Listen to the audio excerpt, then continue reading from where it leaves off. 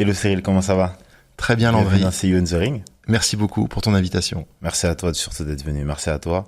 Et c'est un épisode qui me tient beaucoup à cœur. Je disais juste avant, ça me tient à cœur parce que t'es quelqu'un qui donne confiance à des gens qui ont parfois des parcours de vie, qui essayent de partager leur passion, et ça me touche beaucoup. J'ai une première question pour toi. Tu aurais pu diriger ou entreprendre sous différents domaines, plein d'entreprises, mais tu as choisi le Temple Noblard, une salle de boxe haut de gamme sur Paris, et peut-être bientôt plus ailleurs, on le verra bien. Pourquoi ce choix? Ce choix, alors déjà a posteriori, je suis ravi d'avoir fait ce choix. Aujourd'hui, je suis très heureux d'avoir créé le temple et puis de continuer à m'en occuper. Donc, c'était la bonne décision. Ça, je peux te le dire tout de suite. Quand j'ai créé le temple, j'avais la conviction que le temple devait exister comme un club de boxe qui rendrait la boxe possible à tout le monde. Je regrettais que ce ne soit pas possible et je trouvais ça hallucinant, absurde, et donc il fallait que ça existe. Et c'est le projet en fait qui s'impose à moi, où je me dis si ça existait, ça marcherait forcément. Donc c'est la conviction que tout le monde devrait faire de la boxe et qu'aujourd'hui il n'y a pas de club qui permette de vivre cette expérience-là. Et donc j'y pensais tout le temps. Je me dis mais qu'est-ce que je pourrais faire, etc. Puis au fur et à mesure, ce projet m'a habité de plus en plus et j'ai réussi à ouvrir le premier club il y a 10 ans maintenant. C'est ça, on fêtait il y a même pas quelques semaines ensemble, on parlait de cela lors du dernier gala. Exactement. Et quelles ont été les inspirations? Tu me parles de ça t'a habité. Moi j'ai lu un dernier article sur toi sur le Figaro et j'avais vu quelques lignes et ça parlait un petit peu notamment de ton voyage à New York. Oui. C'est vrai que ce moment-là, ça t'a beaucoup marqué sur ton envie et sur, on va dire, tes inspirations. Oui, tout à fait. Avant d'aller à New York et de découvrir la boxe différemment, moi je me suis entraîné dans des clubs traditionnels en région parisienne, dans lesquels j'ai eu des super expériences sportives. Donc moi la boxe, c'est par là que j'ai commencé et ça m'a beaucoup plu. L'expérience que j'ai faite, c'est que les amis qui m'accompagnaient aux entraînements ne revenaient jamais. Parce que tous les entraînements de boxe que j'ai pu faire avant de créer le temple, il y avait toujours une partie combat. D'accord? Et cette partie combat, elle n'était pas toujours très sympa pour les nouveaux, qui pouvaient être un peu chahutés, voire malmenés, et je pense pas suffisamment protégés par le coach, qui pourrait se dire allez, c'est leur première expérience, faut que je prenne soin d'eux, attention. Le but n'était pas du tout de les motiver à rester. Ouais, donc ils revenaient pas. Et moi j'étais un peu peiné parce que je trouvais ça tellement génial de pratiquer de la boxe que je me disais mince, mes amis reviennent pas, ils passent à côté d'une expérience sportive géniale. Et ensuite, les locaux étaient souvent, vraiment pas confortables, des douches où il y avait pas beaucoup de pudeur, etc. Donc ça plaisait pas à une certaine partie, à certains Parisiens, certaines Parisiennes. C'était très masculin, il n'y avait quasiment pas de mixité. C'est des cours qui rassemblaient une quarantaine de personnes et puis souvent il y avait une femme. Et donc moi je pratiquais et je prenais du plaisir, mais je sentais que ça ne marchait pas pour tout le monde. Et c'est parce qu'à un moment de ma vie, je suis allé souvent à New York et que je m'amusais à essayer les clubs de boxe pour faire des découvertes, que j'ai découvert ce qu'on appelle les white collar boxing gyms. J'allais venir, ouais. Voilà, qui sont des clubs. Mes premières surprises. Alors d'abord, il y a eu quand je suis arrivé dans le vestiaire, dans lequel il y avait un portant avec plein de costumes dessus.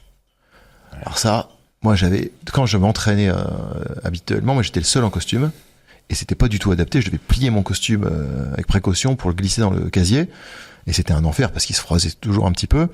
Là-bas, j'étais pas le seul à être en costume. Ouais. On était même nombreux. Ensuite, sur l'entraînement, il y avait pas que des jeunes. Moi, quand même, dans les clubs, je trouvais que c'était un profil plutôt, on va dire, 20-25 ans. Là, il y avait beaucoup de personnes qui s'entraînaient qui avaient la quarantaine. C'était mixte et il y avait plusieurs participants en surpoids. C'était vraiment une population que j'avais jamais côtoyée dans les clubs de boxe à Paris. Donc, je me suis dit, super, ils arrivent à attirer des personnes différentes. Ouais. Et j'ai pas fait de combat. Et alors ça, je m'y attendais pas. J'avais le protège-dents, moi j'étais prêt. Et on a fait de la patte d'ours. On a fait mais en tout cas des moments d'opposition. Ouais, c'est ça. J'avais mon casque et j'étais prêt. Et donc du sac, de la patte d'ours et beaucoup de shadow. Et j'ai trouvé ça génial. Mais vraiment, j'ai passé des entraînements hyper stimulant, j'ai progressé, j'ai appris plein de choses dans chaque entraînement, et je me suis dit, c'est ça qu'il faut faire. Il faut proposer des cours sans combat, mais encadrés par des vrais boxeurs. Et là, ça permettra à quelqu'un d'inattendu, donc plutôt vers la quarantaine, plutôt en reprise de sport, plutôt en surpoids, de pratiquer de la boxe et d'en tirer énormément de bénéfices. D'accord. Et donc c'est avec cette conviction-là que je suis revenu à Paris, et je me suis dit, bon, pour que ça marche, il faut rassurer. Et il m'a semblé, et ça s'est révélé vrai, que pour rassurer, il fallait se positionner sur haut de gamme. D'accord. Donc avec beaucoup de services, beaucoup de confort. C'était un peu le contraire de ce qu'on pouvait imaginer d'un club de boxe traditionnel. Donc forcément, on se disait, c'est quelque chose de nouveau qui est proposé. Donc un club très chic, des courses en combat, encadré par des vrais boxeurs. Alors ce que j'ai fait, moi, c'est que j'ai quand même gardé les cours avec combat, qui sont sur le ring, mais qui sont pas obligatoires dans chaque entraînement. Ils sont optionnels. Celle ou celui qui souhaite aller sur le ring peut y aller. Et l'autre chose, la différence avec ce que j'ai pu vivre à New York, c'est que dans les clubs où il y avait un ring, la plupart du temps, c'était les bons qui étaient dessus. D'accord ? Les compétiteurs. L'accessibilité au ring, elle est parfois, le ring, c'était, si t'étais débutant, oublié. Tu peux pas y aller. Alors que au Temple, ma conviction depuis le début, c'est que le ring est ouvert aux débutants. C'est possible d'y aller, et la pédagogie sportive, elle est adaptée à des participants débutants. Donc des coups qui sont pas appuyés, des exercices simples, et surtout une ambiance hyper ludique, rassurante, bienveillante, pour donner envie de revenir. Voilà. Je pense que il y a des cours dans certains clubs de boxe. Leur objectif, c'est de faire le tri entre les mauvais boxeurs et les boxeurs à potentiel. Ceux qui peuvent être performants, ramener des médailles, ramener des ceintures. Donc, le but, c'est de faire des cours de sélection, de détection. Au Temple, le but, c'est de rendre la boxe possible et donc de s'adapter au niveau et à l'envie des personnes qui viennent. Et donc de rendre la boxe possible pour ces personnes-là. Donc c'est un changement de paradigme complet. Et ce qui aujourd'hui, pourquoi est-ce que ça a marché et que je suis très très heureux de ça, c'est parce que la quasi-totalité des membres du Temple ont commencé la boxe quand ils ont rejoint le club. Ils boxaient pas avant. Donc on a rendu la boxe envisageable et accessible dans les faits pour beaucoup de Parisiens et Parisiennes. C'est un sujet qui m'intéresse parce que récemment l'État, ce que j'ai compris, a un petit peu coupé le budget sur la partie sportive, sans rentrer dans le détail, sinon je risque de peut-être me tromper en termes de chiffres. Et j'entendais beaucoup parler, cela va nuire à l'accessibilité au sport, etc. Est-ce que tu penses que certains clubs, par le fait qu'ils soient associatifs, n'ont peut-être pas mis en place cette envie de rendre accessible au plus grand nombre la boxe, puisque parfois, peut-être que quand tu es associatif, tu te dis que les loisirs, c'est un créneau parmi un autre, mais le plus important, c'est de mener à la compétition. Qu'est-ce que tu penses de ça ? Je pense qu'à l'époque, c'est sûr que un club associatif classique, il avait quand même comme objectif principal d'avoir des champions. Peut-être que ça l'aidait à avoir certaines subventions des collectivités territoriales. C'est ça, je me dis. Ça, c'était certainement une motivation. Il y a toujours eu quand même des antennes loisirs. Nous, on a fait l'objectif assumé, c'est de faire de la boxe pour tous. Alors que souvent les clubs avaient une réputation fonction des champions qu'ils avaient pu produire. Les choses changent beaucoup. Il y a énormément de clubs associatifs dans lesquels les coachs du Temple continuent de donner des cours, et donc cette dynamique de rendre la boxe possible à un public large, ça y est, c'est parti. Et heureusement, moi je me réjouis que la boxe elle se démocratise. C'est un peu comme le judo. Le succès de cet art martial, il est passé par la pratique féminine et par le rajeunissement des pratiquants. Donc la boxe, je pense que sa féminisation et l'ouverture avec des antennes pour les enfants, en tout cas des loisirs, pas que des compétiteurs, ça permettra l'essor de ce sport. Donc les lignes bougent, et puis il faut saluer parce que quand même tous les professeurs du Temple ont été formés dans des clubs associatifs, et comme il y a que des excellents coachs au Temple, je pense qu'il faut rendre hommage à tous ces clubs qui ont formé des excellents coachs. Je pense passer un message d'ailleurs à Boxe Attitude. Très bien. Rose. Christophe Adam, ancien formateur au BPJEPS Box, et je sais que Beaucoup de coachs au temple sont passés par lui en formation et je m'entraîne encore avec lui. Et il me forme encore sur plein de sujets. Et c'est lui qui m'a montré justement que la boxe pouvait être accessible au plus grand nombre avec des créneaux pour les femmes, des créneaux mixtes, des créneaux pour les enfants. Ouais. Et essayer de le rendre le plus accessible possible, quel que soit le genre. Et aussi le parcours de vie, parfois. Donc tu vois, c'est des valeurs partagées. Ouais. Donc et tant mieux. C'est ça. Mais moi, ça me permet de vraiment comprendre que oui, il y a une démocratisation de la boxe. Et ça, je pense que le temple, si je comprends bien, a un rôle à jouer dedans. Et c'est ce qui te tient le plus à cœur. Pour passer sur un autre point, c'est ton premier souvenir, toi, avec la boxe. Tu parlais de tes premiers entraînements. Est-ce que tu as un souvenir en termes de compétition? Je sais que, pas de surprise, je sais que je m'en ai déjà parlé, mais j'aimerais que les auditeurs puissent un petit peu savoir ton ressenti sur ça, les premières fois où tu as pratiqué, les premières fois où tu es peut-être monté sur le ring, etc. Ouais, j'ai fait les souvenirs. Il y en a plein. Moi, j'ai des souvenirs de. Je me souviens bien des coachs à chaque fois. Je pense que le coach joue un rôle déterminant dans l'expérience que tu fais. Tu vois, je me souviens je faisais la boxe taille à une époque au Cagine avec Krim, qui était moi j'avais beaucoup d'admiration pour ce coach. On était et alors il était dur et puis il s'occupait beaucoup des compétiteurs, mais il restait quand même un phare, un repère pour tout le monde. C'était quelqu'un de. Il y a eu plusieurs coachs qui m'ont marqué.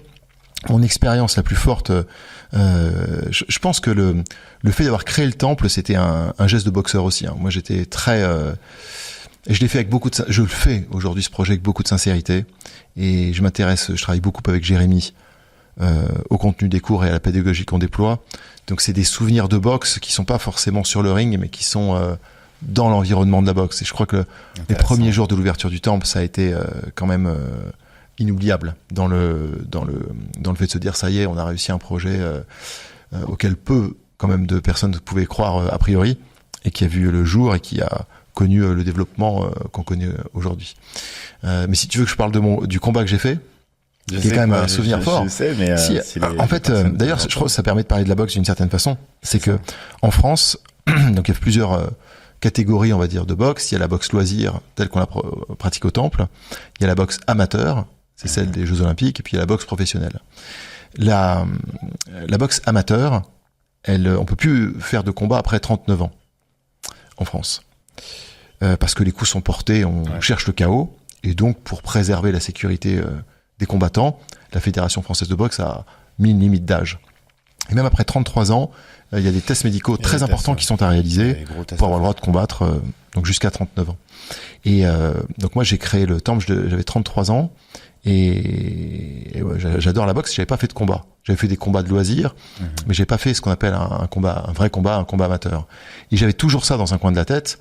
Et quand je me suis approché des 39 ans, je me suis dit il est temps d'y aller.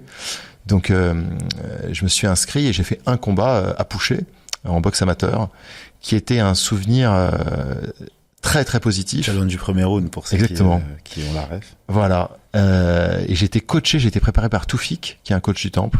Ouais, et qui m'a. Alors la préparation, c'est aussi important que le combat. Moi, je me suis beaucoup entraîné et j'ai eu la chance, et c'est là que j'ai pu découvrir plein d'autres clubs, retourner dans beaucoup de clubs associatifs pour m'entraîner, pour faire des mises de gants préparatoires. Et c'était très sympa. Je suis à Levallois avec Karim El Ayani. Je suis allé au club de Rachid Alaf, dans le club avec Mehdi Boufoudi et Iles. Et à chaque fois, il y avait un boxeur qui avait à peu près ma catégorie de poids et qui était OK pour mettre les gants avec moi. Donc j'ai fait ce tour des clubs associatifs pour préparer cette échéance à Pouchet. Fin du suspense, j'ai perdu mon combat au point, et parce que j'avais un adversaire qui était meilleur que moi. C'était un combat où c'était bien disputé, et dans le coin j'avais donc Toufik et Jérémy qui étaient venus également pour me donner des consignes. Et je pense que je me souviens de beaucoup de moments du match. Par exemple, en fait, la boxe amateur sur les premiers combats à Pouchet, il y a quand même beaucoup de volume, de coups. Donc et puis non, mais même on débite beaucoup de coups. Je vois ce que je veux dire. En intensité, c'est pas un coup isolé de temps en temps. On se jette sur l'autre. Un petit peu oublié. Et on tape le plus vite possible, le plus fort possible, le plus de coups possible. Il y a quand même pas mal de ça. Et moi, je pense que j'étais vraiment de l'école académique assez technique. Ouais. J'étais moins préparé à ce déferlement de coups. Exactement. Et moi, je l'avais vraiment fait parce que je voulais ressentir cette émotion, cette intensité de combat. J'ai été servi. Le premier round, ça a été hyper intense et révélateur. Je me suis dit, waouh, j'y suis. Là, je vois ce qui se passe. Et donc, je me souviens de mon premier retour dans le coin avec Toufik et Jérémy. Et je dis, waouh, là, je sens que mon adversaire a l'ascendant dès le premier round. Donc, j'ai dit, les gars, qu'est-ce qu'on fait là? Il faut un plan parce que ça se présente quand même difficilement. Et j'adorais parce qu'ils avaient une lucidité sur ce qu'il fallait faire. Donc, ils me disaient, mets ton bras arrière, il passe à chaque fois, direct du bras arrière. Donc j'étais en train de hurler dans le coin, ton bras arrière. Et c'est vrai qu'il passait quand même dès que je le mettais. Et donc c'était une complicité géniale entre ce coin qui est entièrement pour toi, hein, pour te faire gagner. Dévoué à ta victoire. Et donc en fait, la victoire de mon adversaire, elle était méritée. Et moi, ça a été un apprentissage tellement savoureux. C'est toujours un apprentissage. Ouais. Et alors, tu vois, j'ai voulu y retourner parce que j'ai tellement appris dans ce combat-là que je me suis dit, si j'en refais un, c'est sûr, je gagne. Tellement, pour moi, c'était riche d'enseignements. Et il y a un boxeur professionnel, autant que je le raconte parce qu'on est pour raconter aussi des. Ouais, moi, ça m'a beaucoup touché et ça m'a interpellé. Donc lui, il a eu un parcours de vie qui était chahuté. Et c'est un grand boxeur, il s'appelle Brice Faradji. Et il m'a dit, mais t'as monté le temple qui est un super projet. Tu rends les gens heureux. T'as une famille. T'as un job sympa. Pourquoi tu vas te mettre en danger dans un autre combat? Il dit, c'est trop dangereux. Tu prends un mauvais coup, tu pourrais te le traîner toute ta vie. Et dis-moi, je te déconseille d'y retourner. Et j'ai senti une telle bienveillance dans son conseil. C'était vraiment, il avait du souci pour mon intégrité physique. Et comme je boxais, c'était pas, comme il avait fait beaucoup de combats très dangereux, on sentait qu'il savait de quoi il parlait et que c'était un conseil assez sage. Et donc j'ai pas fait cet autre combat. Et c'est sans regret parce que bon, la vie elle est comme elle est. Mais ce premier combat était une super expérience. Et c'est aussi, alors nous on propose une expérience qui est pas de la boxe amateur, qui est de la boxe loisir avec le temple lors du gala. J'allais y venir. C'est comme quoi, tu devines. Non, mais c'est parce que je pense qu'en termes d'émotion, c'est vraiment très proche. Ouais. Moi, il y avait quand même pas autant de monde qu'au gala du temple, hein, qui est dans le public. Donc le gala du temple, c'est des combats entre des membres du temple, 3 rounds de 2 minutes, avec un coach dans le coin. Un arbitre officiel, un juge officiel, le médecin officiel. On choisit la musique qui accompagne la montée sur le ring. Il y a un jeu de son et de lumière. Et c'est un combat à la touche, dans les règles du noblard, avec une décision à l'issue du combat.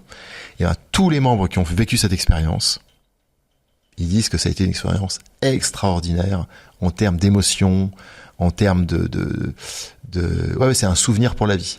Et la boxe, elle propose quand même ces moments de vie extrêmement intenses. Fort. Et ça, quel bonheur de voir les membres les vivre avec toute la joie et tout le soutien du coach dans le coin qui a 100% pour que son boxeur gagne. Ça, c'est des moments très chouettes à organiser. Voilà. C'est ça. Et après, pour être plus précis, pour connaître les règles, c'est les règles de la boxe éducative à soi, hein, pour ceux qui voudraient chercher en termes de règles au niveau de la touche. Après, ils pourront regarder directement pour en savoir un petit peu plus et surtout venir soit essayer ou tout simplement venir assister. Je pense que les gens peuvent venir assister au gala. Oui, c'est ouvert, ouais, tout à fait. Ouais. Le prochain, c'est... On va le faire en juin. En juin 2025. Ouais. Ok, super. Et moi, ce que j'aimerais aussi savoir un petit peu, c'est le sport et toi. C'est depuis tout petit. C'est... Depuis quand que tu as ressenti le besoin d'en pratiquer ou tu as compris que ça allait faire partie peut-être même de ta vie, de ton quotidien? J'ai toujours fait beaucoup de sport. J'ai fait notamment beaucoup de judo quand j'étais plus jeune. Et je pense que j'ai eu la chance aussi d'avoir un maître qui était vraiment excellent, qui transmettait des valeurs très belles et très structurantes. Donc c'était, j'avais fait un peu de combat en compétition à cette époque-là, donc j'avais déjà ce goût pour les sports de combat et pour le dépassement de soi face à un adversaire. Ouais, je vois. Après, j'ai toujours fait d'autres sports, mais de façon très ludique. Mais le judo, ça occupait une place importante dans mon parcours.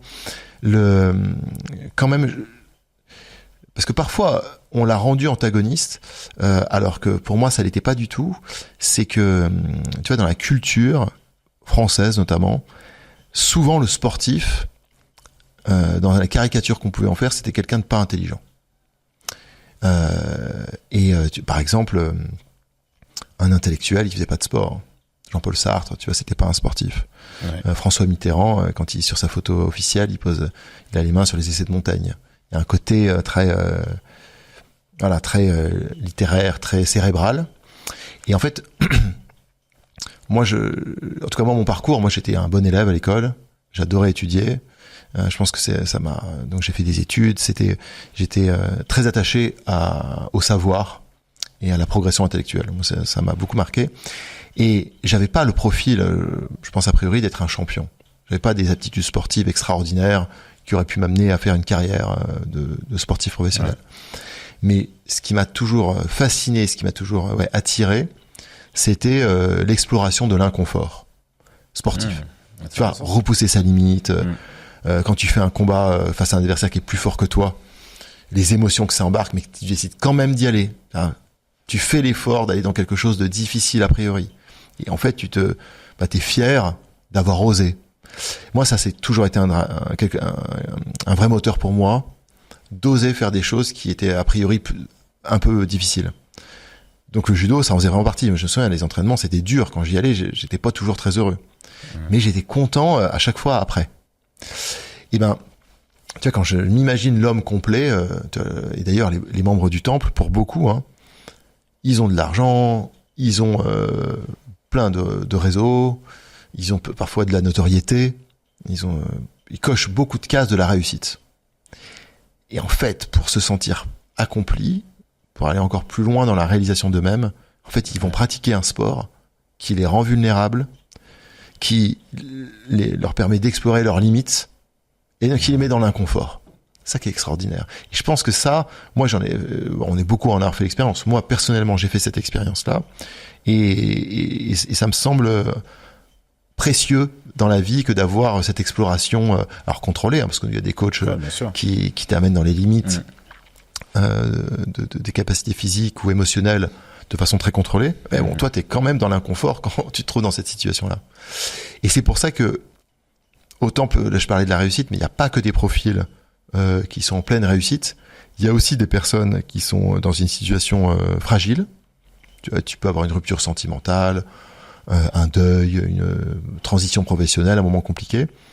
Et en fait, la boxe va t'aider à te reconstruire. Parce que justement, en assumant que tu as le droit d'être vulnérable, tu as le droit d'être en boxe, celui qui au bout de son cardio, c'est qu'il s'entraîne fort, hein, c'est tout. Donc ça. On l'accepte dans cette fragilité. Ça, à tout niveau. Exactement. Ça veut dire qu'il met le curseur au-delà de ses limites. Il est respecté pour ça. Donc je pense que la vulnérabilité n'est pas un problème en boxe. On accepte de repousser toujours ses limites un peu plus loin. Et donc voilà, moi, mon rapport au sport, c'est que ça a été toujours un formidable moyen de me challenger. Je vois. Et donc tu as commencé par le judo, c'était à quel âge à peu près, tu te rappelles? Ah ouais, le judo, j'ai dû commencer à primaire ou tout début du collège. Ah ouais. Tu vois, à collège, je pense, ouais. Mais l'influence que tu as eue pour démarrer le judo, déjà pourquoi ce sport? Après, tu en parlais juste avant aussi, ils ont réussi à galvaniser, et c'est un modèle de réussite en termes d'accessibilité pour les enfants et tout jeune parent souvent, ou en tout cas nouveaux parents, parce qu'on n'est pas forcément jeune quand on est parent. Souvent dans les sujets de conversation où tu vas mettre ton fils ou ta fille au sport, et d'ailleurs que ce soit fils ou fille, souvent le judo arrive à rassembler à chaque fois un nombre de personnes et d'enfants extraordinaire. Et toi, quelle a été l'influence sur ça? Est-ce que c'est tes parents qui t'ont poussé à pratiquer, ou c'est venu tout seul? Je pense que moi mes parents, non, je crois que c'est vraiment parce qu'il y a un club qui rayonne à côté. Que le maître a une certaine légitimité reconnue par tout le monde, qu'il y a beaucoup de jeunes de ton âge, des copains qui y vont, donc tu as un effet d'entraînement. Le judo, c'était pas un choix, c'était l'évidence. Tout le monde faisait du judo. Il y avait un côté comme ça. Alors il y avait foot ou judo.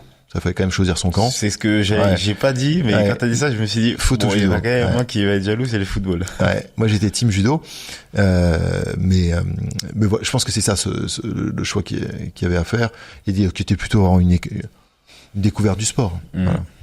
Moi, ça a été le football, et pareil, j'ai ressenti ça, le même choix. Choix. J'ai beaucoup d'amis d'enfance qui sont mis au judo. Châtenay-Malabry, d'ailleurs, d'où j'ai grandi et je vis encore et je réside. Et où j'ai tous mes proches et ma famille. En fait, on a une très grande école de judo. On a eu beaucoup de champions olympiques par équipe, en individuel aussi récemment aux Jeux de Paris. Et c'était un choix que j'ai vite fait. Après, moi, c'était le ballon parce que à l'école tout le monde y jouait. Ah, bien sûr. Ouais. Mais c'est ce que je voulais savoir un peu chez toi. C'était pourquoi tu as choisi ce sport-là. Et si c'était peut-être une influence d'une vie de famille autour du sport ou c'était tout simplement toi. Je pense que c'est un choix plutôt personnel, tu vois, ouais. Et puis après, il y a vraiment une dynamique sport collectif ou sport individuel. Moi, je pense que ça me correspondait plus cette pratique-là. T'as des frères et sœurs? Ouais, j'ai un frère et une sœur, exactement. Et on faisait du judo. Ouais. Ah, donc, c'est trois. C'est trois kimonos. C'est assez exactement. Ouais. Tu vois, comme quoi, hein, je pense que c'est des parcours qui sont quand t'es jeune, je pense que les parents jouent certainement un rôle, puis il y a la facilité logistique. C'est ça que j'allais dire. Dans la pratique d'un sport, c'est ça souvent qui est évident, c'est que c'est pas comme un super restaurant pour lequel tu acceptes de faire plusieurs kilomètres pour aller goûter un plat particulier ou pour aller rendre je sais pas moi, visiter un monument. Le sport, ça s'inscrit toujours dans la régularité. T'as toujours 1, 2 ou 3 entraînements par semaine. Donc, si tu veux pouvoir intégrer cette dynamique à ton quotidien, la proximité du club, les horaires, ça joue un rôle déterminant. Et nous, ça, quand moi j'ai fait le temple, c'était sûr qu'il fallait trouver des quartiers très très accessibles, d'abord, pour implanter les clubs, avec dans un quartier très dense, où il y a déjà beaucoup de personnes qui travaillent ou qui habitent, pour que ce soit extrêmement pratique pour ces personnes-là de venir s'entraîner. C'est très difficile de dire à quelqu'un qui doit faire une demi-heure de trajet pour venir s'entraîner. Enfin, ça crée un frein, un peu énorme, qui annule, qui pèse sur la motivation. Donc d'avoir une amplitude horaire importante, d'avoir des cours. Nous, ça commence toutes les 15 minutes, toutes les 20 minutes, il y a un cours. Bon, ça facilite quand même énormément la pratique. Et donc moi, je pense que tu vois, ma pratique d'enfant, elle a été aussi guidée par des contraintes logistiques parce que c'était le club qui était juste à côté. Okay, mais tu vois, avec le recul, c'était une bonne décision aussi parce que le maître que j'avais était, je pense, une personne très soucieuse de participer à l'instruction, à l'éducation des enfants dont il avait la responsabilité. Donc les valeurs nous il avait un propos, il disait toujours ne fais pas aux autres ce que tu ne veux pas qu'on te fasse. Ça c'était la base du respect. Ouais, bien sûr. Et tout le monde était très aligné avec cette école de la vie. Et l'art martial, c'est ça qui est très fort, c'est que on salue avant de rentrer sur les tatamis, on salue Jigoro Kano avant de commencer le cours. Il y a tout un rituel qui est, je pense, qui est très formateur, qui est très très bien. Pour ça, pour moi, la boxe c'est venu plus tard, et je pense qu'aujourd'hui, pour moi, c'est plus un sport de la maturité qu'on peut commencer plus tard. Par exemple, au judo, il y a des ceintures de couleurs. Alors, la fédération a mis en place des gants de couleurs pour classer les... Et justement, c'est un sujet parce que... C'est un travail. Ouais, c'est un atelier. Moi, ce que j'adore, c'est que si tu devais commencer le judo demain, tu serais ceinture blanche. Ouais, très vite, tu serais ceinture jaune. Mais en fait, c'est pas... Tu vois, pour quelqu'un qui a ton âge, c'est bizarre. Normalement, c'est une ceinture pour quelqu'un qui a 7 ans. Parce que le judo souvent on commence tôt, donc c'est rare de voir un adulte avec une ceinture de débutant. Alors qu'à la boxe, quand tu vois, tu ne connais pas le niveau de quelqu'un avant de l'avoir vu boxer. Et souvent quand tu fais un cours sans combat, en réalité personne te regarde. T'es sur ton sac ou t'es sur tes exercices, t'es dans ta bulle et dans ton donc il y a pas de jugement. Donc ça rend ce sport d'autant plus accessible que tu es seul face à toi-même, ou en tout cas avec l'intervention du coach pour te motiver et te faire progresser. De ton partenaire. Mais t'as pas tu vois, il y a pas ce côté un peu intimidant que peuvent avoir d'autres activités où les autres te challenge, quoi. Voilà. Ok. Pour revenir un petit peu, t'as parlé des adhérents et des adhérentes. Oui. Plutôt des membres. Des membres, exactement. C'est exact, c'est comme ça qu'on les appelle le temple. Et je voulais savoir quelle a été la rencontre ou le ou la membre qui t'a le plus marqué et qui t'a fait comprendre ou découvrir quelque chose dont tu ne t'y attendais pas. Waouh. Ouais. Je pense que le temple, c'est une histoire de rencontre.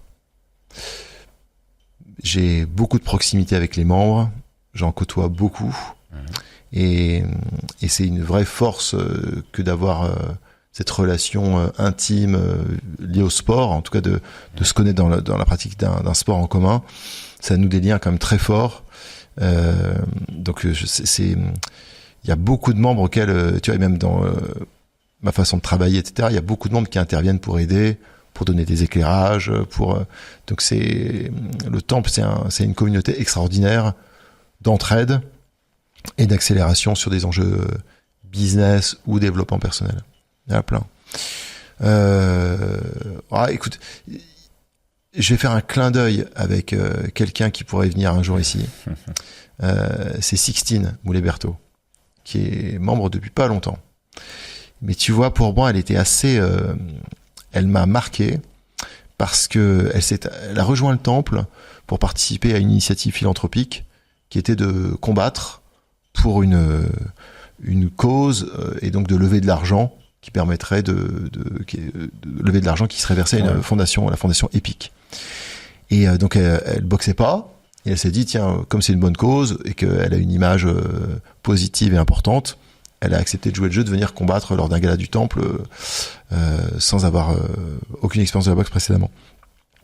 Et en préparation de ce gala, elle venait très très peu s'entraîner. Au point que moi je me suis dit, j'ai douté qu'elle combattrait le jour J. Tu vois. Et là je fais une petite pause. Aujourd'hui, Sixtine, elle s'entraîne, je pense 5 fois par semaine au temple. Parfois 2 fois par jour. Preuve, je sais. Et c'est ça, en fait, la magie du temple. C'est qu'on peut commencer ce sport au temple, n'en avoir jamais fait avant, d'accord, et être embarqué par cette discipline et la pratiquer avec beaucoup, beaucoup de bonheur et avec beaucoup d'intensité très facilement. Donc donc je fais un petit clin d'œil parce que c'est génial d'avoir eu ce parcours, de partir de la découverte totale à une adhésion aussi sincère et intense. Et c'est le parcours de très nombreux membres d'avoir ça. Alors si, il y a un autre exemple parce que Sixtine, elle a eu ça, mais il faut quand même que je parle. Il y a un autre membre qui m'a beaucoup touché, qui lui est plus dans la vulnérabilité. D'accord. Ça, je peux t'en parler. Je fais souvent des cours au temple. Je m'entraîne, je participe aux cours collectifs. Ça me permet de voir les coachs, les autres membres, et puis comment les lieux sont gérés. Et je participe à un cours, et après dans les vestiaires, donc on discute avec les membres, et il y en a un qui me dit que le temple lui a sauvé la vie.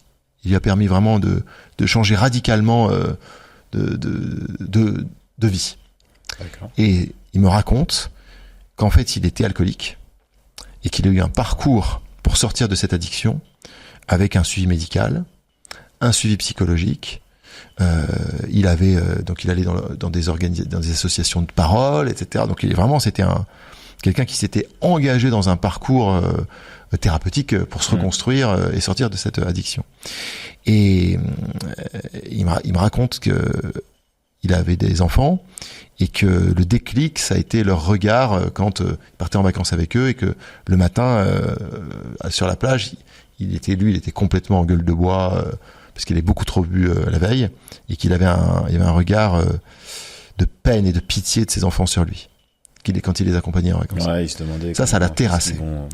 Et il dit ça l'a beaucoup touché de se dire qu'il en était arrivé là. Donc il a engagé ce travail pour sortir de l'alcoolisme. Et il s'est dit, je vais faire le sport le plus dur, la boxe. Comme ça au moins, je me remets. Il voulait vraiment se remettre en selle par le haut. Okay. La boxe, ça l'a embarqué. Il a fait le gala. Il a été extrêmement heureux dans cette aventure. Et il me raconte que désormais, quand il part en vacances avec ses ados, maintenant qu'ils sont plus grands, il dit maintenant c'est lui qui lead le jogging le matin.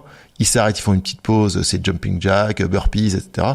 Et ses enfants ont un regard d'admiration et d'estime pour leur papa. Et il dit ça, c'est la boxe. Qui lui a redonné confiance en lui, qui l'a réconcilié avec son corps, qui l'a aidé, parce qu'il y a eu d'autres aides aussi, mais qui a participé à sa reconstruction, et qui a fait de lui aujourd'hui un homme très heureux, très épanoui et meilleur. Un homme et un papa meilleur. Donc, tu vois, ça, c'est des rencontres comme ça, un peu au hasard d'un vestiaire, mais qui te montrent l'impact que peut avoir la pratique de ce sport sur des membres. Et ça, c'est vraiment, ça, c'est une immense fierté. Tu vois, moi, je suis très très heureux quand ce type de parcours a pu être rendu possible par le temple.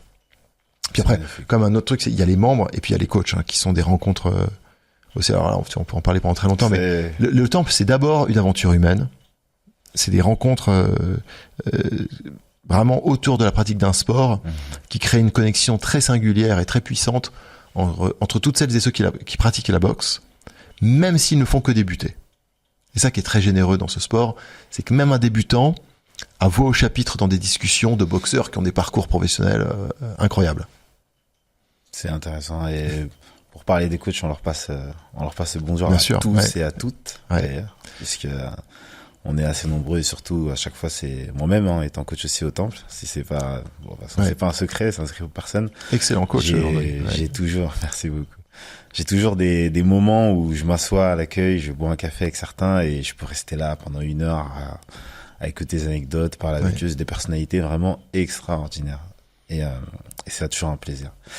Moi, d'ailleurs, en parlant des équipes au temple, est-ce que tu vois le management en tant que CEO et fondateur d'équipes, de personnalités extraordinaires, mais du coup différentes, comme le verrait, en tout cas, tu vois une similitude avec ce que peut avoir un manager d'une équipe de sport collectif ou d'un coach, parfois même dans des sports individuels, comme un coach de boxe, tout simplement.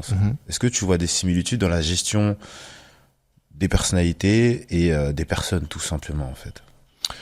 Ouais, complètement. Moi, je pense que la boxe est une grande école sur plein de domaines. Et notamment dans le management, il y a assurément plein de passerelles qui existent. Pour illustrer ça, il faut que je réfléchisse un peu, mais tu vois, il y a un coach qui me racontait que quand il allait faire une compétition avec son boxeur, donc le moment du brief, le moment où il parle à son boxeur, c'est c'est à la minute de récupération. Et il me racontait qu'il avait mûri parce que parfois son boxeur boxait pas comme il aurait voulu qu'il boxe. Donc je sais pas moi, il va être trop brouillon ou alors il a pas sa garde il est tout le temps en garde basse. En tout cas, il fait pas il fait pas le plan. Voilà. Donc ça l'agace. Et donc quand il revient dans le coin, le coach, au début de sa carrière de coach, il l'engueulait. Tu fais n'importe quoi, c'est pas ce qu'on s'était dit, arrête avec de faire des pivots, boxe en ligne. Voilà. Donc il le recadre en lui disant que ce qu'il fait, ça va pas. Et il s'était rendu compte qu'en fait, ça ne marchait pas. Parce que la capacité d'écoute et de compréhension sur cette minute très précieuse, très courte, elle était limitée. Et donc il valait mieux insister sur les points positifs pour les accélérer, les accentuer, les amplifier, plutôt que sur les négatifs. Donc il allait lui dire, sur ce boxeur là, un peu fictif qui fait n'importe quoi, en tout cas qui suit pas le plan pendant le round, il pourrait lui dire quand tu fais gauche-droite et que tu sors à droite, c'est parfait, continue, gauche-droite, tu sors à droite, gauche-droite, donc il lui dit ce qu'il faut faire plutôt que ce qu'il faut pas faire.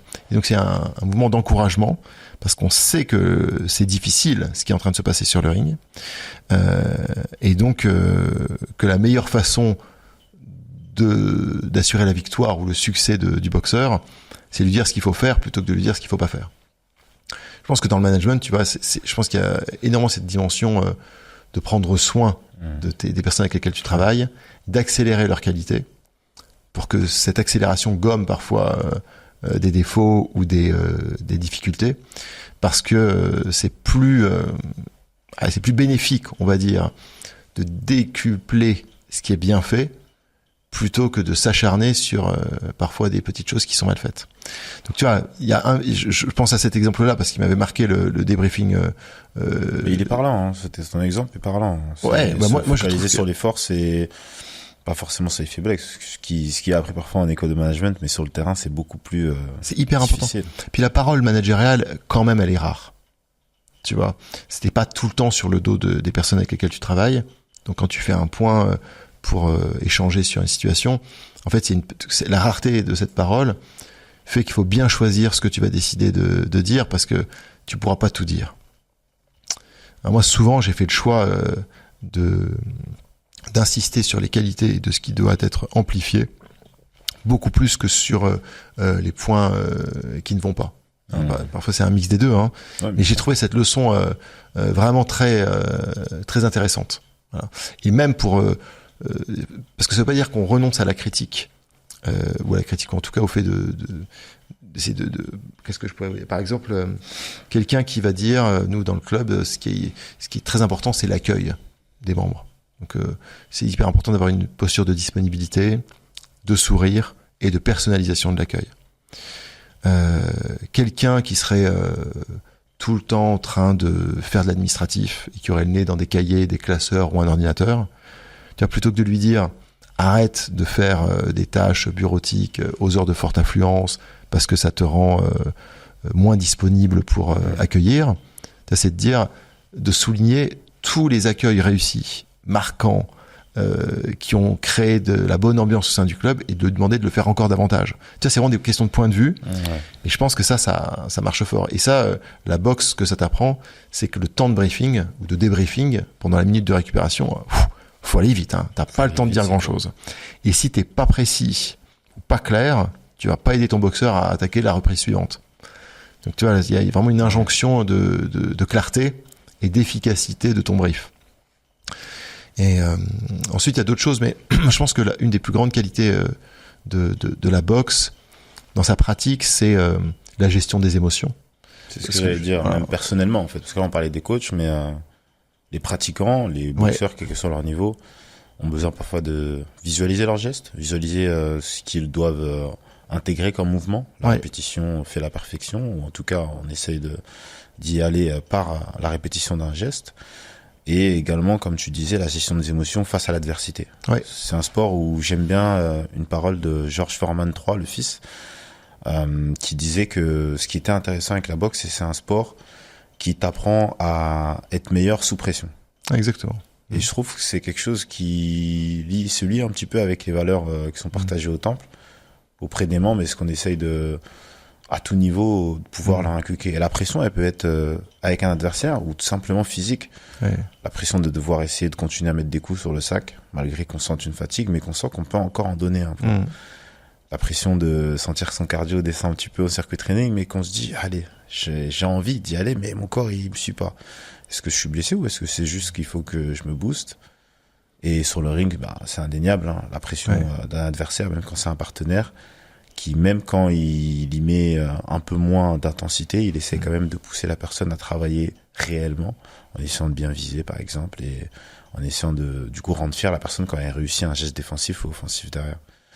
Et cette gestion de la pression, moi c'est quelque chose qui m'a beaucoup marqué, et en écoutant ce terme-là, cette phrase-là, j'ai compris beaucoup de choses sur ce qui a changé chez moi, et je pense qu'il a dû changer peut-être également chez toi aussi et tous les autres pratiquants et membres. C'est sûr. Je pense que ça t'aide quand tu es dans une situation de dépassement physique, donc que tu es à tes limites de respiration, tes limites cardio, ou que tu es dans tes limites aussi dans la prise d'information, quand tu es en hyper stress dans une situation de combat par exemple, ou d'hyper stress quand tu fais un exercice de coordination. Tu vois, qui nécessite de toi un très très grand focus, parce que sinon tu rates, tu vois, l'enchaînement qu'on t'a demandé de faire sur un sac ou avec un partenaire qui te présente ses gants. Il y a beaucoup d'informations, donc tu stresses de rater, simplement ça. En fait, dans cette situation de stress, de garder de la lucidité sur soi, en fait, c'est transposable dans plein de situations. Exactement. C'est transposable dans des situations de management, c'est transposable dans des situations de négociation, et où tu peux avoir la montée d'une émotion plutôt perturbatrice. Donc par exemple, la colère, ou l'hyperstress, la peur, toutes ces émotions-là, potentiellement, elles pourraient t'empêcher de prendre la bonne décision, rater ta combinaison, être moins lucide en fait sur ce qui se passe. Et la boxe par l'entraînement, le fait d'être souvent dans une situation d'inconfort émotionnel te permet de t'habituer à ce terrain-là. Exactement. Pour retrouver tes esprits et ta lucidité et prendre une décision adaptée. Et donc ça, c'est vrai que c'est formidable je pense que quand on se met en colère ou quand c'est jamais très productif. Et la boxe, justement, et c'est là où ça devient subtil, c'est qu'on peut rester agressif, mais sans se mettre en colère. Et là, c'est la maturité absolue que de savoir gérer de l'agressivité en pleine conscience. Parce que de l'agressivité dans le sens mener une négociation ferme ou une discussion où il y a un point de désaccord, on pourrait basculer dans simplement une dispute, alors que là, ce qui compte, c'est de défendre fortement sa position et tactiquement de comprendre pourquoi son adversaire va la défendre d'une façon différente et de gagner le combat. Voilà. Donc, à la différence, il y a plein de clubs où la boxe, c'est un sport de combat, c'est un sport d'attaque. Donc, on est là pour quand même avoir une agressivité dans son attitude. Ça me rappelle ce que disait Usyk à l'époque, grand champion du coup incontesté des poids lourds. Et il y a 5 ans, il parlait, on le voyait déjà en tant que futur champion des poids lourds, alors qu'il était déjà dans la catégorie d'en dessous. La vidéo était titrée peut-être le futur adversaire de Anthony Joshua, alors qu'il était encore même pas poids lourd. Et il y avait une image de lui où il disait l'art de la guerre de Sun Tzu. Et il disait qu'il y a beaucoup de choses dans la boxe qui se retranscrivent dans les échecs. C'est pour ça que, par exemple, les échecs sont beaucoup aussi utilisés comme parallèle avec la boxe. Le fait d'être devenir un tacticien. Exactement. Et être capable, dans la tornade, de pouvoir garder une lucidité. Et c'est pour ça, après, je reviens juste sur ce point-là. Et je pense que les personnes qui parfois ont des motivations pour la boxe qui peuvent être plus personnelles, liées à un passé ou des tragédies ou des traumatismes.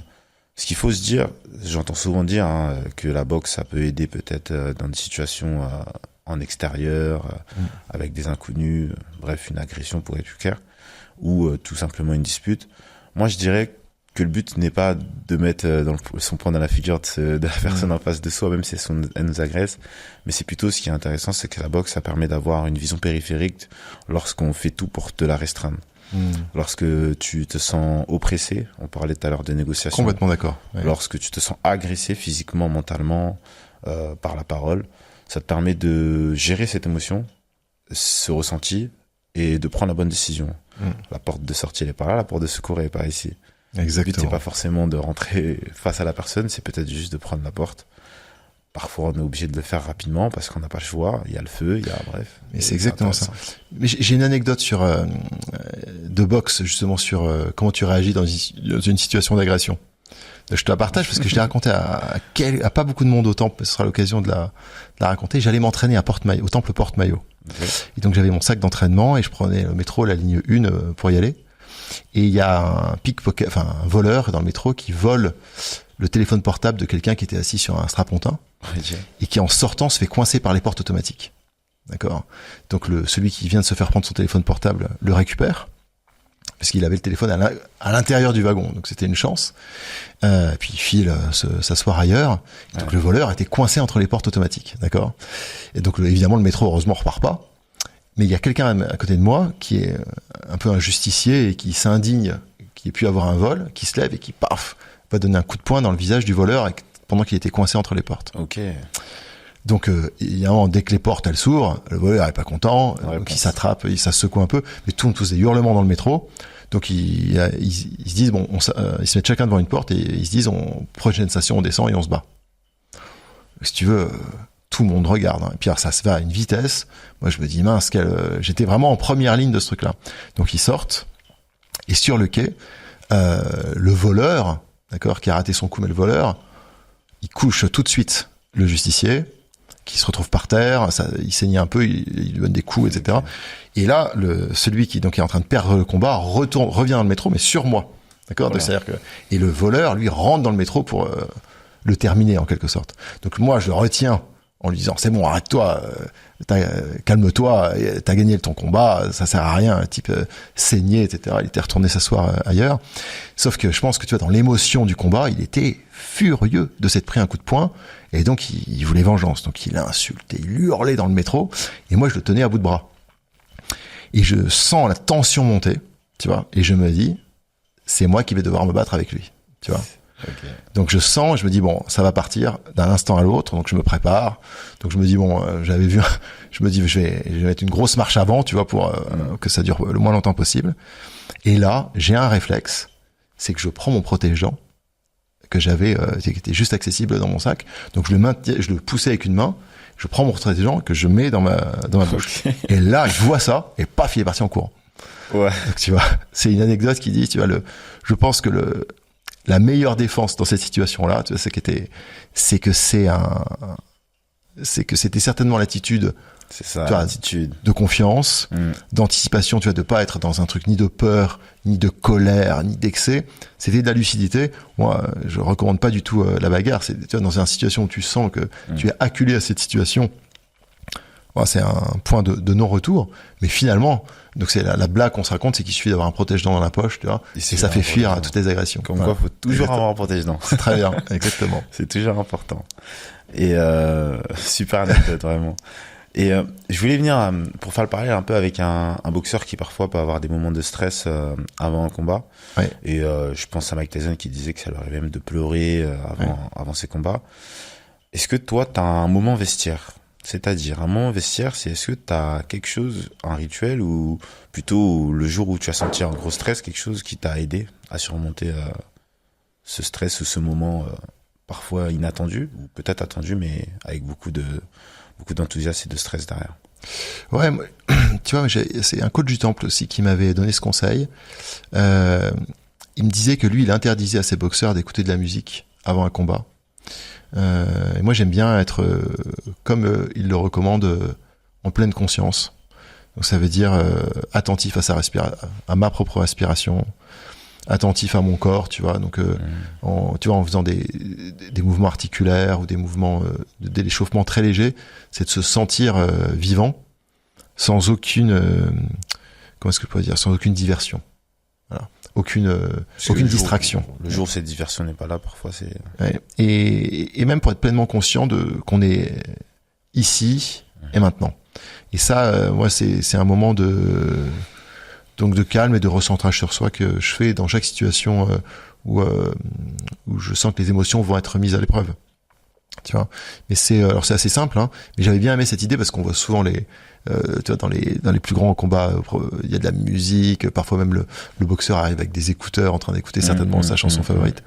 Alors que moi j'aime bien ce moment de pure lucidité et de pure quand tu fais face à la situation et que t'es en pleine conscience que c'est toi qui vas devoir faire face à une situation que t'as pleinement choisie. Et donc c'est plutôt ça, tu vois, mon rituel, c'est du coup un moment très simple. Ouais, donc quand tu as des échéances importantes, même dans le cadre de ta carrière, tu essayes d'être pleinement dans l'instant présent. Ouais, exactement. Je pense que c'est le fait de prendre le temps et donc d'avoir des moments, je dirais, en pleine conscience, ça c'est vraiment l'expression consacrée, dans lesquels tu acceptes de ne rien faire. Si tu as un moment important, si tu enchaînes 2 tâches à la suite et que la seconde, elle est vraiment très impliquante, pour moi, c'est dommage parce que potentiellement, tu te prépares pas suffisamment. Pour moi, c'est comme une prise d'élan ou un moment où tu te mobilises pour être au rendez-vous parce que si tes émotions, elles risquent d'être mobilisées, ça vaut le coup de s'être d'avoir fait un deal avec soi-même qu'on allait assurer. Ouais, tu vois. Et donc ça vaut le coup d'un peu de suspendre les moments qui précèdent pour faire ce pacte avec soi-même. Ok. Et pour parler peut-être un peu plus personnel, on parlait de si t'avais des frères et sœurs, mais aujourd'hui t'es père de famille. Ouais, j'ai 3 enfants. Je le savais, mais du coup je me permets de quand même poser la question. T'es fondateur du Temple, tu es boxeur. Ouais. Ça fait et je pense que je pourrais peut-être en rajouter plus si je voulais, mais ça fait certaines facettes, comment t'arrives à jongler entre ces 3? Je dirais pas des rôles parce que finalement t'es toujours la même personne. Mais comment t'arrives à jongler entre ces trois aspects de ta vie? Bah, je pense que la première réponse, c'est que la boxe ne te prend pas de temps, elle t'en donne. Tu vois, quand tu as des enfants, tu as un agenda qui est intense, tu vois, faut être à l'heure, enfin, il y a plein d'injonctions d'agenda. Les nuits sont parfois plus courtes, tu les portes, en tout cas ton corps est mis à l'épreuve, mais pas comme un entraînement avec un coach qui te corrige la posture. Tu vois, c'est là tu te baisses sans plier les genoux, tu fais plein de choses qu'il faudrait pas faire. Et donc je pense que le fait d'être fort dans son corps, donc en faisant de la boxe, ça t'aide à assurer dans ta vie familiale. Donc moi je recommande quand parfois c'est Thierry Marx qui est membre du Temple, ouais, et qui est quand même un entrepreneur remarquable sur un plan médiatique, sur un plan entreprise, sur un plan même philanthropique, qui fait beaucoup d'actions. On se demande comment il arrive à faire autant de choses. Lui, il dit je n'ai pas le temps de ne pas faire de boxe. Donc ça veut dire que c'est la boxe qui lui permet d'être encore plus performant. Moi, je partage à 100% cette conviction, et j'invite toutes celles et ceux qui pensent qu'ils n'ont pas le temps de se mettre à la boxe. Il y a une blague qu'on se partage comme ça, qui est de dire, tu vois, une bonne semaine normale, vraiment, si tu veux mettre de la boxe dans ta vie pour te sentir bien à tout, c'est 2 fois par semaine. Tu vois, nous, les membres en moyenne, ils viennent 2 fois par semaine. Mais s'il y a une semaine où vraiment, tu vois, t'as un enfant qui dort mal, et puis beaucoup de boulot, donc t'as un agenda chahuté, etc. Dans ce cas-là, il faut que tu viennes 5 fois par semaine. Tu vois. Ok, je m'attendais pas. C'est ça, parce que c'est la boxe qui va faire qu'en fait, tu vas faire face à cet accroissement de travail et à cette perturbation familiale de façon beaucoup plus pertinente. Voilà. Je garderai. Donc, quand ça chahute, faut boxer. Et après, je pense que tu vois, je pense que j'ai de la chance. Tu vois, il faut se réjouir. Avoir une famille, c'est extraordinaire. Puis l'aventure du Temple, elle l'est aussi. Donc, moi, je parle beaucoup à mes enfants de la boxe, des coachs, etc. Et je pense qu'ils écouteront l'enregistrement qu'on est en train de faire. Et ça, et je leur fais bonjour. C'est très gentil. J'ai hâte qu'ils écoutent ça. Ouais, c'est Basile, Oscar et Marius. Ils seront contents d'entendre leurs prénoms. Bonjour à vous. Et quel est le rituel, du coup? Mais je pense que je viens d'avoir ma réponse. Que tu ne sacrifierais jamais dans tes journées, que ce soit le matin, le soir ou dans la journée. Ouais, je pense que le rituel, c'est une routine, quelque chose que tu fais. Alors ça peut être par rapport au sport ou peut-être par rapport à quelque chose d'autre, hein, ça peut être un rituel plus personnel. Si. En fait, tu vois, je pense que c'est hyper important d'avoir une hygiène de vie et donc d'avoir une forme de discipline, tu vois, par rapport à ton sommeil, par rapport à ce que tu manges et ce que tu bois, par rapport à tes activités dans la journée. Pourquoi? Pas parce qu'il faut avoir une vie monastique et que c'est une fin en soi, plutôt justement parce que si on veut avoir une vie rock'n'roll, pour moi il faut avoir une capacité d'accélération permanente. Et donc si tu vis de façon déstructurée, le risque c'est de pas pouvoir accélérer parce que tu es fatigué le jour où l'opportunité se présente, ou parce que tu es déjà trop occupé le jour où il est hyper important d'accélérer. Okay. Donc que ce soit sur un plan familial, sur un plan professionnel, sur un plan sportif, tu vois, d'en avoir sous le pied, et donc de pouvoir bondir quand ça compte, pour moi c'est hyper important. Mais je pense que c'est un conseil que j'aime partager, de toujours garder une capacité d'accélération. Tu vois. Et pour avoir il faut avoir j'ai envie de dire une routine, une discipline de vie heureuse et équilibrée. C'est ça qui fait. Donc tu vois, pour moi, c'est très important de passer du temps avec mes enfants. Ça, je peux te dire, c'est quelque chose de très ressourçant et quelque chose moi qui m'apporte beaucoup de bonheur. Et ensuite, c'est d'avoir quand même une discipline sportive qui permet de se sentir toujours bien dans son corps et bien aussi dans sa tête, parce que tu vois, c'est des moments où t'es que avec toi-même, où tu te recentres, et donc ça te permet d'assurer partout. Puis moi, j'ai le projet du Temple, là, où j'y consacre quand même beaucoup de temps et beaucoup d'énergie. Il y a beaucoup de temps et d'énergie qui sont donnés au service de ce projet, mais il y a aussi j'ai beaucoup de gratitude pour ce projet, moi, qui m'a permis de faire de très belles rencontres et puis de me rendre fier au quotidien de tout ce qu'on fait, tu vois.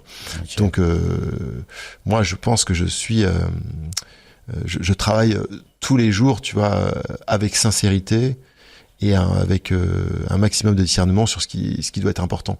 Donc tu vois, c'est ce regard de lucidité que tu tâches d'organiser pour être au bon endroit au bon moment. C'est aussi donc tu vois, si je devais te dire un rituel pour répondre à ta question initiale, c'est de se ménager tous les jours un moment de recul pour préparer ta journée et de définir ce qui va faire que ce sera une journée réussie. Moi j'ai un rituel comme ça chaque jour où j'ai un travail d'écriture où je me demande en gros quel a été le bon moment d'hier, quel a été le moment de gratitude, comment ça va, etc. En fait, une espèce de... Tu décortiques avec lucidité là où t'en es, et ensuite tu définis ce qui fera que ta journée est réussie ou pas. Ok. Et en fait, quand tu as défini le critère de succès de ta journée, en général, tu l'as réussi. Tu te fais pas balloter, tu vas par les événements, Ouais, tu subis les différentes sollicitations, tu fonces vers un objectif clair, et après tu peux dézoomer et puis tu te donnes des objectifs hebdomadaires, à la semaine, au mois, à l'année, et tu vois, pour moi, c'est de garder cette lucidité sur les actions qui sont importantes à réaliser et qui concourent, tu vois, un objectif quand même, un tronc commun. C'est ça qui te permet de réussir des choses, voilà, et d'avoir une vie équilibrée. Ok. Je retiens l'idée et surtout la petite routine. Mais Ouais. c'est en final, ouais, c'est ce que j'entends souvent, c'est aussi, mais qui est pas souvent bien appliqué. C'est Ouais. ce besoin d'avoir un moment pour soi où tu écris cela. Toi, tu aimes bien écrire à la main ou Ouais, moi je suis un old school, j'adore les beaux cahiers, donc du coup j'ai ce rituel d'avoir un travail d'écriture manuscrite. Ouais. Très bien, super. On est bientôt sur la fin de cet épisode et j'aimerais te poser rapid fire. C'est 5 questions. Les Ok. 3 premières, elles sont identiques pour tous les invités. Les 2 dernières, un petit peu sympa et personnalisées. Ok, La première, c'est thé ou café? café. Café? Ouais. Ok. La seconde, c'est tes entraînements, tu préfères qu'ils soient le matin ou en fin de journée ou tout simplement le soir? Le matin. Le matin? Ouais. Très bien. La troisième, mais je pense que tu viens un peu dire pour, mais on verra si tu vas me surprendre. Livre ou podcast? C'est les deux, coach, parce que c'est moi je pense que j'ai soif d'apprendre et donc il faut je suis gourmand de savoir, Ouais. et quand je peux pas lire, je mets un podcast, tu vois, donc je trouve que, Ok. et puis les podcasts, il y a quand même une production de grande qualité aujourd'hui, donc je suis je te souhaite je me réjouis d'être là aujourd'hui parce que je pense que c'est un excellent format. Merci beaucoup. Et les 2 dernières, un petit peu sympa et personnalisées, sparring ou sac de frappe? Alors, le sparring, parce que c'est surtout que au temple, c'est toujours un bon moment, tu vois. C'est toujours un moment où tu t'es dépassé, où tu as fait des rencontres humaines.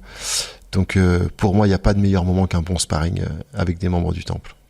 Super. Et si tu avais un boxeur, mort ou vivant, avec lequel tu devais faire un sparring, tu choisirais lequel? Oh alors,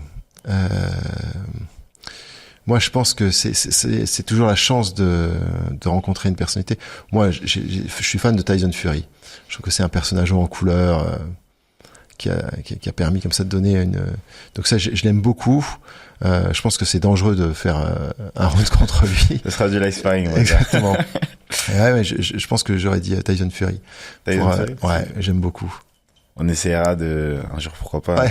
l'inviter au temple, hein, ça c'est faisable. On a vu la visite de Golovkin qui était venu il y a quelques années. J'ai vu les images. Et ouais, non, le temple, ça, les champions passent quand ils sont de passage à Paris Il y a dire bonjour. Billy, Christian Billy qui est passé Ouais. dans le 15e. Ouais. C'était il y a quelques mois de cela. Mais ok. Les 2 dernières, c'est normalement je demande plutôt une citation ou un mantra d'une personne. Mais là pour toi, je voudrais savoir si tu avais une phrase que tu pourrais inscrire visible pour tous au temple sur un mur, ce serait quoi? Une phrase ou un mot? Je pense qu'il y en a une qui est à l'entrée d'un club en Angleterre qu'on aime beaucoup avec Jérémy, qui dit no guts, no glory. Et il y a un côté que je trouvais sympa parce qu'en fait, même si on est fragile, même si on est, peu importe le point de départ, Il y a un moment, il faut se mettre en mouvement. C'est un peu les guts, c'est cette espèce de courage de se prendre en main et qu'il y a toujours la récompense au bout. Et donc je trouve qu'il faut inviter la récompense sera belle. Et donc je pense que c'est le glory, no guts, no glory. J'aime bien cette phrase. Ok. Et pour finir, si je dois inviter quelqu'un, qui est-ce que tu me conseilles d'inviter sur les prochains épisodes? Une seule personne? Une seule personne. Moi, je te conseillerais d'inviter un coach parce que je pense qu'ils ont beaucoup à partager. On les connaît dans leur excellence sur l'espace sportif. Et en réalité, tous les membres qui ont la chance d'échanger avec eux au bar d'un club ou dans les vestiaires, ils s'en souviennent toujours parce qu'il y a des anecdotes, il y a des destins extraordinaires. Et donc, je te recommanderais d'inviter Christophe Landé, qui est un coach, beaucoup. C'est vraiment qui est un coach remarquable. Il a fait 74 combats professionnels. Il en a gagné 69. Et ça a été un immense combattant. Aujourd'hui, c'est un coach qui a beaucoup de succès au Temple. Tous ses cours sont pleins. Il donne beaucoup de coaching particulier. Et c'est une personne qui humainement est extraordinaire. Donc, je pense que tous tes auditeurs auront beaucoup de chance d'écouter l'épisode que tu feras avec lui. Parce que pour avoir parlé avec lui, ils auront beaucoup de chance. Voilà. Écoute, l'épisode se termine là et moi, je te dis déjà merci beaucoup. Merci à toi, Landry. Pour le fait que tu aies donné de ton temps et surtout que tu sois venu. J'espère que ça t'a plu. C'était très... Merci pour l'échange. Comme je disais au préalable, que tu donnes aux différents coachs et là aussi, en soi, à moi, pour venir et partager ce moment dans ce projet. Bravo à toi, Landry, et merci pour ton invitation. Merci beaucoup. C'était See You in the Ring. À bientôt pour un prochain épisode. Merci.